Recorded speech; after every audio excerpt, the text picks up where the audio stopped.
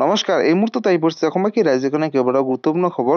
অসমৰ লাখ লাখ ধনী দুখীয়া পৰিয়ালৰ বাবে এটা ডাঙৰ খবৰ। তাত যিসকল মহিলাই এতিয়ালৈকে অৰুণোদয় ধনসমূহ পোৱা নাই বা তেওঁলোকৰ বেংক একাউণ্টত সোমোৱা নাই, তেওঁলোকে কি কৰিলে অৰুণোদয় ধন পাব, লগতে কাঠ মিস্ত্ৰী, পকী মিস্ত্ৰী তেওঁলোকক দিব চৰকাৰী ধন।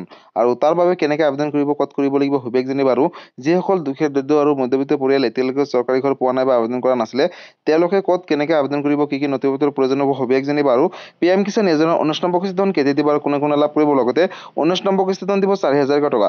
এই 4,000 টকা লাভ কৰিব হ'লে বিশেষ কেইটামান কাম কৰিব লাগিব, লগতে লাখ লাখ কৃষকৰ নামসমূহ কৰ্তন কৰিব সবিশেষ জানিব এইটো ভিডিঅ'ৰ মাধ্যমত। গতিকে ভিডিঅ'টো সম্পূৰ্ণ চাওক আৰু ভালদৰে বুজি লওক। তো বলক ভিডিঅ'টো আৰম্ভ কৰোঁ। আৰু আজিৰ প্ৰথমটো খবৰ হৈছে ৰাজ্যবাসীৰ বাবে এটা ডাঙৰ খবৰ, অৰ্থাৎ লাখ লাখ দুখীয়া, দৰিদ্ৰ আৰু মধ্যবিত্ত পৰিয়ালৰ বাবে এটা অত্যন্ত জৰুৰী খবৰ। অৰ্থাৎ যিসকল কাঠ মিস্ত্ৰী, পকী মিস্ত্ৰী আৰু যোগালী আছে, তেওঁলোকক দিব চৰকাৰী ধন। আৰু এই কথা মুখ্যমন্ত্ৰীগৰাকীয়ে ঘোষণা কৰিলে। আপডেটটো এবাৰ চাই লওক। নতুন বছৰত শ্ৰমিকসকলৰ বাবে ভাল খবৰ, লাভ কৰিব চৰকাৰী সাহায্য। কেনেকৈ আবেদন কৰিব, লগতে কাঠ মিস্ত্ৰী, পকা মিস্ত্ৰী আৰু যোগালীৰ বাবে অত্যন্ত জৰুৰী খবৰ। কেনেকৈ আবেদন কৰিব আগলৈ চাওক। পকা মিস্ত্ৰী, কাঠ মিস্ত্ৰী, ৰং মিস্ত্ৰীৰ লগতে যোগালীসকলৰ বাবে এটা অত্যন্ত জৰুৰী খবৰ। নিৰ্মাণ ক্ষেত্ৰৰ সৈতে জড়িত সকলো শ্ৰমিকক চৰকাৰে দিব চৰকাৰী ধন। আৰু ধন প্ৰদানৰ বাবে মুকলি কৰা হ'ল সখী পৰ্টেল। আৰু এই পৰ্টেলৰ জৰিয়তে লাভ কৰিব চৰকাৰী ধন। শ্ৰমিকসকলে আবেদন কৰিব লাগিব এই পৰ্টেলৰ যোগেদি, অৰ্থাৎ অনলাইনৰ মাধ্যমত। লগতে কি কি প্ৰক্ৰিয়াৰে আপোনালোকে কৰিব পাৰিব আবেদন, অৰ্থাৎ ক'ত কেনেকৈ আবেদন কৰিব, লগতে আবেদন কৰিব হ'লে আপোনালোকে কি কি নথিপত্ৰৰ প্ৰয়োজন হ'ব, কোনে কোনে যোগ্য হ'ব সবিশেষ জানিব। লগতে শ্ৰমিকসকলে aboc.www.assam.government.in পৰ্টেলত নিজৰ নাম পঞ্জীয়ন কৰিব লাগিব আৰু অনলাইনৰ মাধ্যমতে আবেদন কৰিব পাৰিব।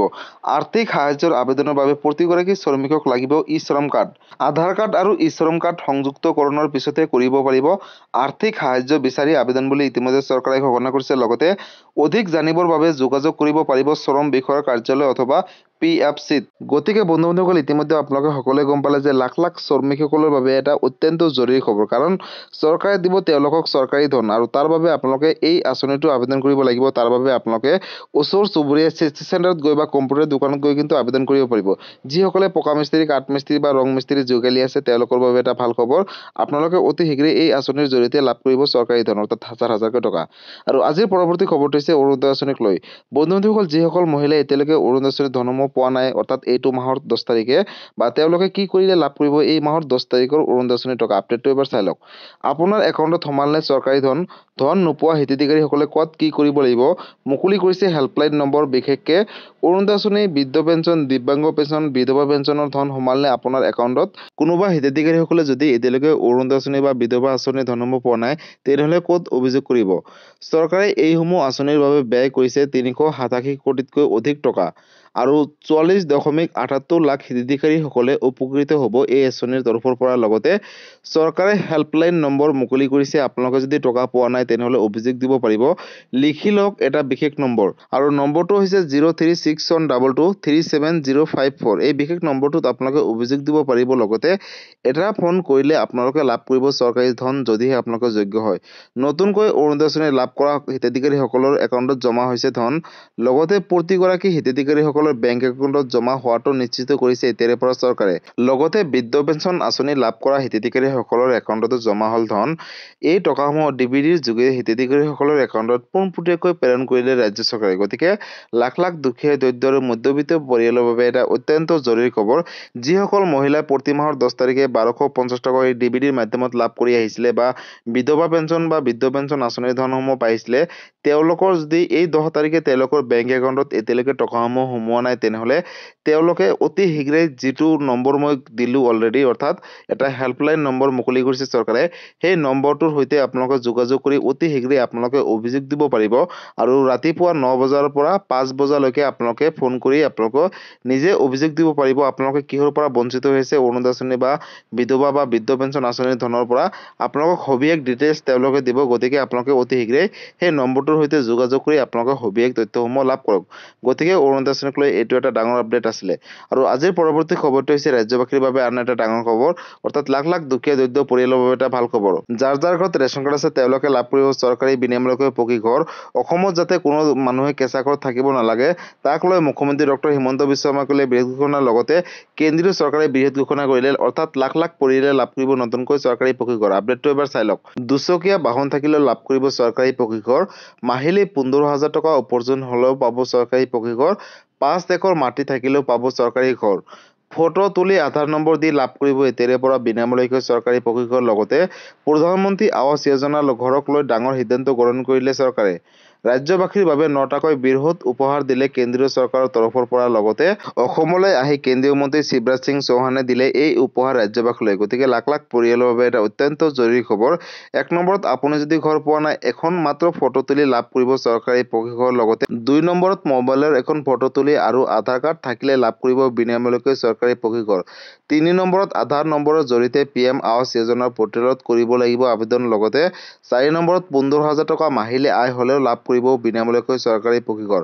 5 নম্বৰত, দুচকীয়া বাহন থাকিলেও আপুনি লাভ কৰিব এতিয়াৰে পৰা বিনামূলীয়াকৈ চৰকাৰী প্ৰশিক্ষণ। লগতে 6 নম্বৰত, 5 একৰ পৰ্যন্ত মাটি থাকিলেও লাভ কৰিব বিনামূলীয়াকৈ প্ৰশিক্ষণ।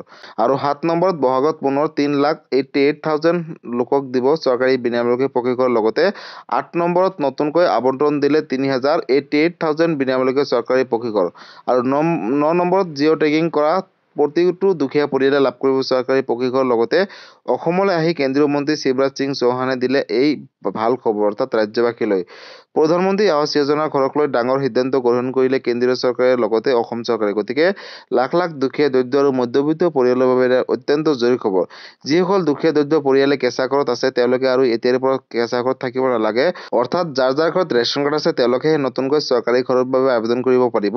অৰ্থাৎ ৰেচন কাৰ্ড থাকিলে আপোনালোকে লাভ কৰিব চৰকাৰী ঘৰ। গতিকে যিসকল দুখীয়া দৰিদ্ৰ পৰিয়াল কেঁচা ঘৰত আছে তেওঁলোকৰ বাবে এটা অত্যন্ত জৰুৰী খবৰ। লগতে লাখ লাখ পৰিয়ালে লাভ কৰিব নতুনকৈ চৰকাৰী প্ৰশিক্ষণ। গতিকে চৰকাৰী ঘৰক লৈ এইটো এটা ডাঙৰ আপডেট আছিলে। আৰু আজিৰ পৰৱৰ্তী খবৰটো হৈছে PM কিষাণ যোজনা 19 নম্বৰ কিস্তিখন কেতিয়া দিব আৰু কোনে কোনে লাভ কৰিব। লগতে 19 নম্বৰ কিস্তিখন দিব 4,000 টকা আৰু লাখ লাখ কৃষকৰ নামসমূহ কৰ্তন কৰিব বুলি ইতিমধ্যে কেন্দ্ৰীয় চৰকাৰে ঘোষণা কৰিছে। আপডেটটো এবাৰ চাই লওক। লাখ লাখ কৃষকে ঘূৰাই দিব লাগিব PM কিষাণ যোজনাৰ ধন। আহি গ'ল ভুৱা হিতাধিকাৰীসকলৰ এখন নতুন তালিকা। আৰু তালিকাত নাম থাকিলে আপোনালোকৰ বিপদ হোৱাটো নিশ্চিত। PM কিষাণ যোজনাৰ লাখ লাখ হিতাধিকাৰীসকলৰ বাবে এটা ডাঙৰ খবৰ। ফেব্ৰুৱাৰী মাহতে লাভ কৰিব PM কিষাণ যোজনাৰ ধন, অৰ্থাৎ 19 নম্বৰ কিস্তিৰ ধন। চৰকাৰে প্ৰস্তুত কৰিছে ভুৱা হিতাধিকাৰীসকলৰ এখন লিষ্ট, আৰু এই লিষ্টত নাম থাকিলে বিপদ হোৱা নিশ্চিত। চৰকাৰে প্ৰস্তুত কৰিছে ভুৱা হিতাধিকাৰীসকলৰ এখন তালিকা।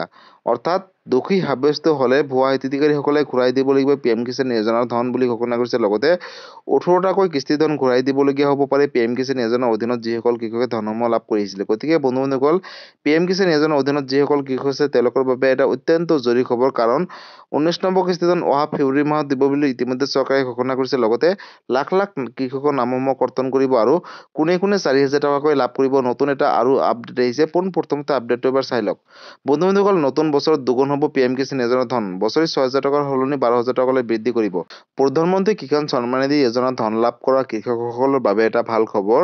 নতুন বছৰত বৃদ্ধি পাব পাৰে PM কিষাণ যোজনাৰ ধনৰ পৰিমাণ বুলি ঘোষণা কৰিছে। লগতে যিসকল কৃষক আছে তেওঁলোকৰ বাবে এটা ভাল খবৰ, দুগুণলৈ বৃদ্ধি পাব পাৰে PM কিষাণ যোজনাৰ ধন। বছৰি 6,000 টকাৰ সলনি 12,000 টকালৈ বৃদ্ধিৰ পৰামৰ্শ ইতিমধ্যে আগবঢ়াইছে কৃষি মন্ত্ৰালয়ৰ সংসদীয় কমিটিয়ে। চৰকাৰক আগবঢ়াইছে এই নতুনকৈ পৰামৰ্শ। অৰ্থাৎ এই পৰামৰ্শৰ ভিত্তিত কেন্দ্ৰীয় চৰকাৰে গ্ৰহণ কৰিব সিদ্ধান্ত আৰু লাভ কৰিব আপোনালোকে 12,000কৈ টকা। 2025 আৰু 26 বৰ্ষৰ বিত্তীয় বাজেটত বৃদ্ধি কৰিব পাৰে PM কিষাণ যোজনাৰ পুঁজিৰ ধন বুলি ইতিমধ্যে ঘোষণা কৰিছে। লগতে বছৰি 6,000 টকাৰ সলনি 12,000 টকালৈ বৃদ্ধিৰ বাবে ইতিমধ্যে পৰামৰ্শ আগবঢ়াইছে কেন্দ্ৰীয় চৰকাৰলৈ। গতিকে লাখ লাখ কৃষকৰ বাবে এটা অত্যন্ত জৰুৰী খবৰ। বন্ধুসকল, যদি আপোনালোকে এজন যোগ্য কৃষক হয় তেনেহ'লে আপোনালোকে আহিবলগীয়া কিস্তিৰ ধন 4,000 টকাকৈ লাভ কৰিব পাৰে। এতিয়ালৈকে ফাইনেল হোৱা নাই, হয়তো আহিবলগীয়া সময়ত কিন্তু ফাইনেল কৰিব।